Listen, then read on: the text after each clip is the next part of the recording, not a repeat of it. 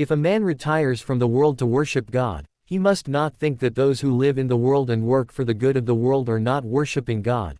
Neither must those who live in the world, for wife and children, think that those who give up the world are low vagabonds. Each is great in his own place. This thought I will illustrate by a story.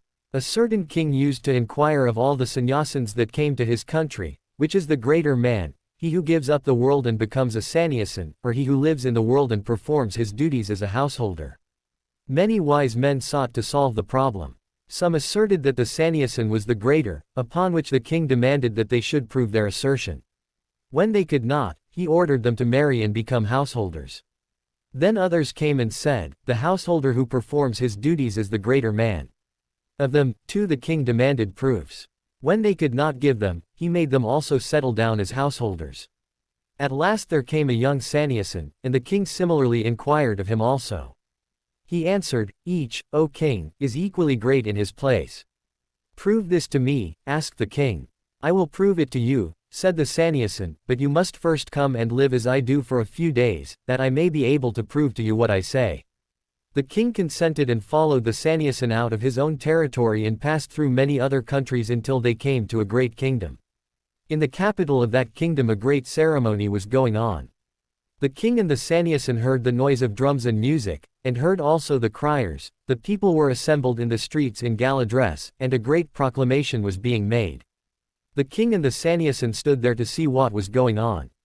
The crier was proclaiming loudly that the princess, daughter of the king of that country, was about to choose a husband from among those assembled before her.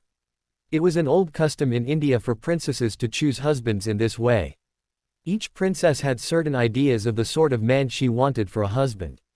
Some would have the handsomest man, others would have only the most learned, others again the richest, and so on. All the princes of the neighborhood put on their bravest attire and presented themselves before her. Sometimes they too had their own criers to enumerate their advantages and the reasons why they hoped the princess would choose them. The princess was taken round on a throne, in the most splendid array, and looked at and heard about them. If she was not pleased with what she saw and heard, she said to her bearers, move on, and no more notice was taken of the rejected suitors. If, however, the princess was pleased with any one of them, she threw a garland of flowers over him and he became her husband.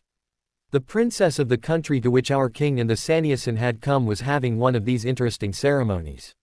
She was the most beautiful princess in the world, and the husband of the princess would be ruler of the kingdom after her father's death. The idea of this princess was to marry the handsomest man, but she could not find the right one to please her. Several times these meetings had taken place, but the princess could not select a husband. This meeting was the most splendid of all, more people than ever had come at it. The princess came in on a throne, and the bearers carried her from place to place. She did not seem to care for anyone, and everyone became disappointed that this meeting also was going to be a failure. Just then came a young man, a sannyasin, handsome as if the sun had come down to the earth, and stood in one corner of the assembly, watching what was going on. The throne with the princess came near him, and as soon as she saw the beautiful sannyasin, she stopped and threw the garland over him. The young sannyasin seized the garland and threw it off, exclaiming, what nonsense is this? I am a sannyasin. What is marriage to me? The king of that country thought that perhaps this man was poor and so dared not marry the princess, and said to him, with my daughter goes half my kingdom now, and the whole kingdom after my death. And put the garland again on the sannyasin. The young man threw it off once more, saying, nonsense. I do not want to marry, and walked quickly away from the assembly.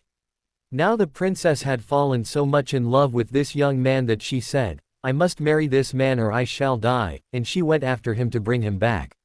Then our other sannyasin, who had brought the king there, said to him, King, let us follow this pair, so they walked after them, but at a good distance behind.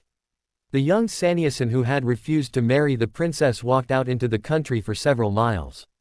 When he came to a forest and entered into it, the princess followed him, and the other two followed them. Now this young sannyasin was well acquainted with that forest and knew all the intricate paths in it. He suddenly passed into one of these and disappeared, and the princess could not discover him. After trying for a long time to find him, she sat down under a tree and began to weep, for she did not know the way out. Then our king and the other sannyasin came up to her and said, Do not weep, we will show you the way out of this forest, but it is too dark for us to find it now. Here is a big tree, let us rest under it, and in the morning we will go early and show you the road."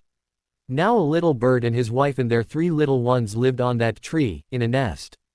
This little bird looked down and saw the 3 people under the tree and said to his wife, "My dear, what shall we do? Here are some guests in the house, and it is winter, and we have no fire." So he flew away and got a bit of burning firewood in his beak and dropped it before the guests, to which they added fuel and made a blazing fire.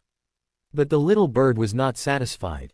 He said again to his wife, "My dear, what shall we do? There is nothing to give these people to eat, and they are hungry. We are householders, it is our duty to feed anyone who comes to the house. I must do what I can, I will give them my body." So he plunged into the midst of the fire and perished. The guests saw him falling and tried to save him, but he was too quick for them.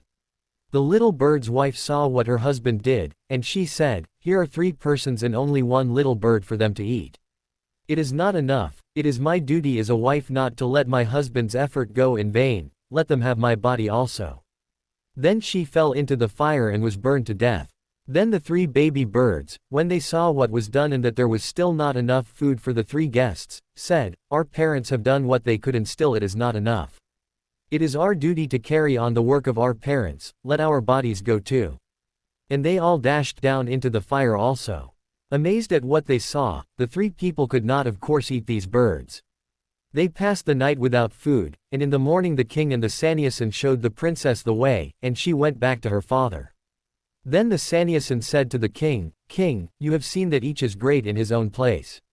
If you want to live in the world, live like those birds, ready at any moment to sacrifice yourself for others. If you want to renounce the world, be like that young man to whom the most beautiful woman in a kingdom were as nothing. If you want to be a householder, hold your life a sacrifice for the welfare of others, and if you choose the life of renunciation, do not even look at beauty and money and power. Each is great in his own place, but the duty of the one is not the duty of the other."